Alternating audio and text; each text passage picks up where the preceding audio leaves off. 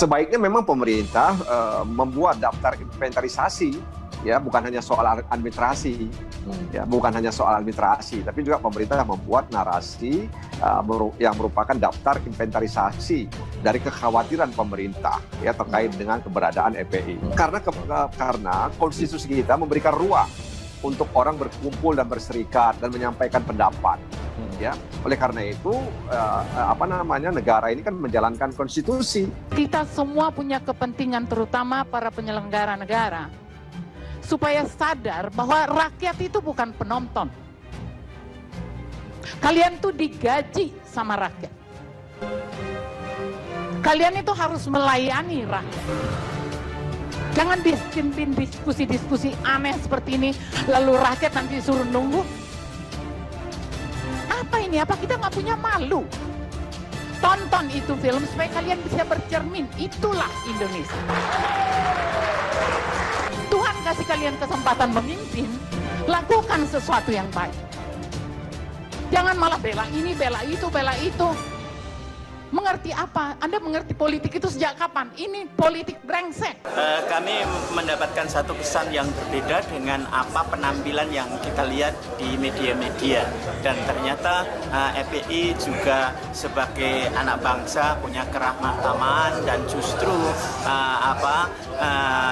banyak pandangan-pandangan yang sama. Karena itu pandangan yang sama itu bisa disatukan untuk kemajuan bangsa. Kami pertama mendengar bahwa FPI itu satu organisasi keagamaan yang cukup keras.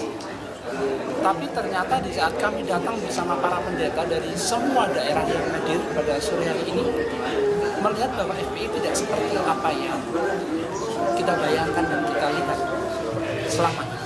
Saya kira memang ini susah juga proses pembuktiannya.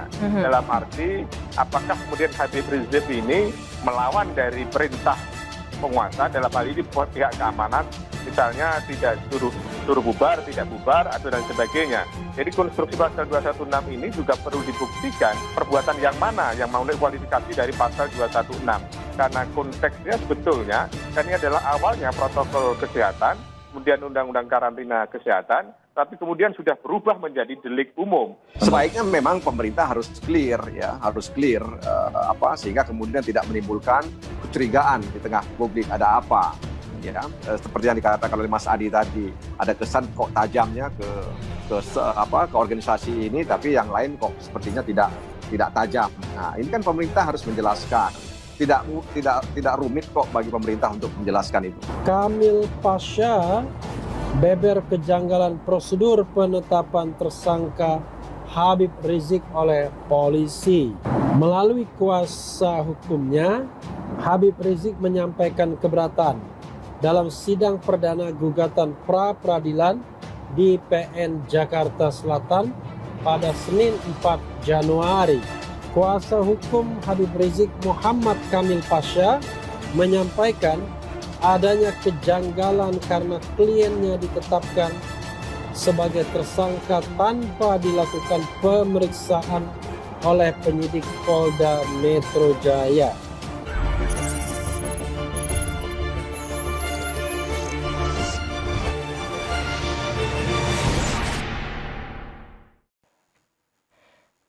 FPI alias Front Persaudaraan Islam berencana menemui Rizik, ada hal penting yang ingin disampaikan. Para pentolan Ormas Front Pembela Islam FPI telah melakukan deklarasi Front Persaudaraan Islam. Deklarasi dilakukan karena pemerintah telah membubarkan FPI pada 30 Desember 2020 lalu. Kuasa hukum Habib Rizik Syihab, Aziz Yanwar, mengatakan bahwa tim dari Front Persaudaraan Islam segera melakukan komunikasi dengan kliennya. Komunikasi ini membahas hal penting, yakni posisi Habib Rizik Syihab di Front Persaudaraan Islam. Ada insya Allah komunikasi dengan Habib Rizik, kata Aziz kepada JPNN Minggu 10 Januari malam. Menurut Aziz, komunikasi memang selalu terjalin antara para pentolan FPI dengan Habib Rizik, tetapi belum membicarakan posisi mantan imam besar FPI itu di Front Persaudaraan Islam. Sudah ada komunikasi bahas hal lain, Imbu Aziz. Lanjut Aziz menuturkan, saat ini kondisi Habib Rizik yang ditahan di Polda Metro Jaya masih belum stabil. Kondisinya masih kurang sehat, lemah, dan mengkhawatirkan, tandas Azim. Jadi tersangka tes swab corona, Habib Rizik dan menantu terancam 10 tahun penjara. Habib Rizik Syihab bersama menantunya Muhammad Hanif Alatas serta Dirut RS Umi Andi Tatat ditetapkan sebagai tersangka terkait tes swab di RS Umi Bogor. Ketiganya dijerat pasal berlapis dengan ancaman hukuman hingga 10 tahun penjara. Direktur Tindak Pidana Umum Barreskrim Polri, Brigjen Andi Rian Jajadi menjelaskan, Habib Rizik, Hanif dan Andi Tatat dijerat pasal 14 ayat 1 dan 2 UU nomor tahun 1984. Ketiganya juga disangkakan pasal 216 KUHP dan pasal 14 serta pasal 15 UU nomor 1 tahun 1946. Pasal 14 ayat 1 dan 2 UU 4 tahun 1984 tentang wabah penyakit. Hasil dalam sidik konstruksi pasal ditambahkan. Pasal 216 KUHP, pasal 14 dan 15 UU 1 tahun 1946 tentang peraturan hukum pidana, maksimal 10 tahun penjara, kata Direktur Tindak Pidana Umum Barreskrim Polri, Brigjen Andi Rian Jajadi saat dihubungi Detikcom Senin 11 Januari 2021. Pasal 14 ayat 1 dan 2 UU tentang wabah penyakit berbunyi, barang siapa dengan sengaja menghalangi pelaksanaan penanggulangan wabah sebagaimana diatur dalam undang-undang ini diancam dengan pidana penjara selama-lamanya 1 tahun dan atau denda setinggi-tingginya 1 juta rupiah. Yang kedua, barang siapa karena keapaannya mengakibatkan terhalangnya pelaksanaan penanggulangan wabah sebagaimana diatur dalam undang-undang ini diancam dengan pidana kurungan selama-lamanya 6 bulan dan atau denda setinggi-tingginya Rp500.000. Pemirsa, sebelum Anda melanjutkan, jangan lupa untuk klik like, subscribe, dan hidupkan lonceng notifikasinya agar Anda tidak ketinggalan informasi terupdate lainnya dari channel kami, Berita Rakyat.